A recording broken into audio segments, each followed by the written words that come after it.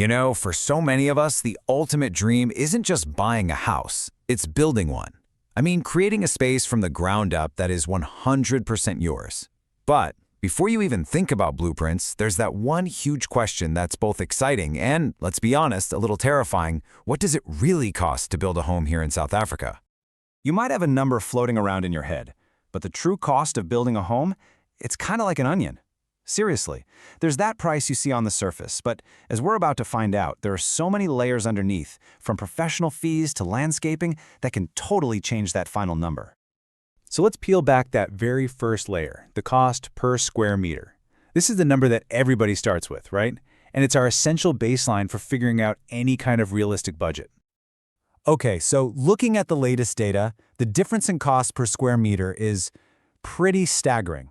A middle-class home might start around 6,000 Rand per square meter, but that number just skyrockets when you get into the upper-class and elite homes.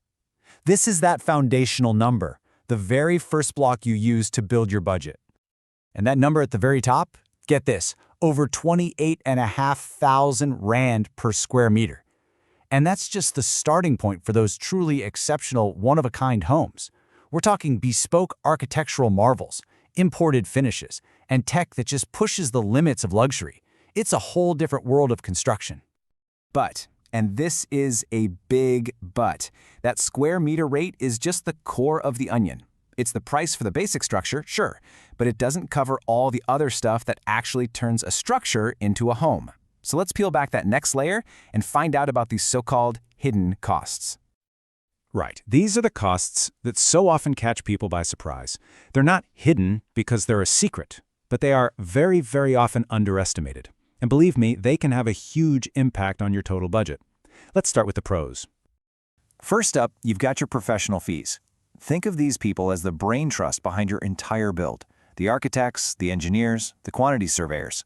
Now, what's crucial to understand is that these aren't flat fees. They are almost always a percentage of your total construction cost, which is standard practice in the industry.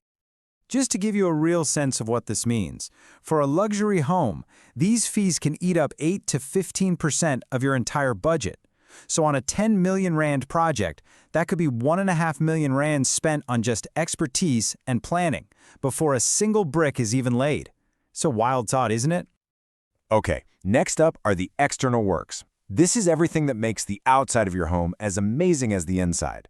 A swimming pool, that could set you back around 93,000 Rand. A tennis court, we're talking closer to 550,000. Even a covered carport has a pretty hefty price tag. And then you've got landscaping, which can easily tack on another 5 to 10% to your total project cost.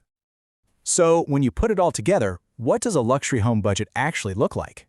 Well, this chart really tells the story. Of course, premium materials are the biggest slice of the pie. But look at how those other costs stack up. Professional fees, smart home tech, landscaping, they're all significant chunks. It really drives home the point that the initial square meter rate is just one piece of a much, much bigger financial puzzle.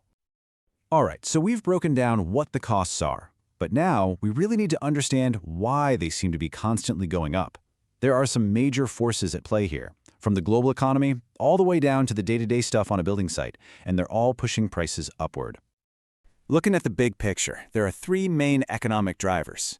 First, inflation, which, no surprise, pushes up the price of everything from cement to labor. Second, the exchange rate. A weaker Rand means any imported materials or high-end finishes get a lot more expensive fast. And third, interest rates, which make the cost of borrowing money higher for absolutely everyone involved. Then we zoom in from the big economy right down to the construction site itself, and a whole different set of pressures pop up. And what's really striking here is how many of these costs, things like material wastage, transport logistics, design changes, are all about planning and management. A single change midway through a build can create this domino effect, costing you not just in new materials, but also in lost time and extra labor. So what happens when these costs start to spiral out of control? Well, it's not just a budget issue.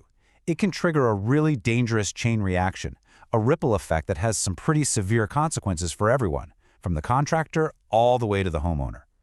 And this isn't just about financial stress. As this research points out, when costs just keep going up and up, they can bring a project to a dead stop. The absolute worst-case scenario isn't just going over budget. It's an abandoned construction site, a physical monument to a dream that simply ran out of money. This slide here illustrates that cascade effect just perfectly. It all starts with those rising material costs. That leads to the project going over budget and past its deadline. From there, the pressure is on and the temptation to cut corners with cheaper, substandard materials gets really strong. This compromises the quality and even the safety of your home. And in the most extreme cases, the financial strain is just too much and the project gets abandoned.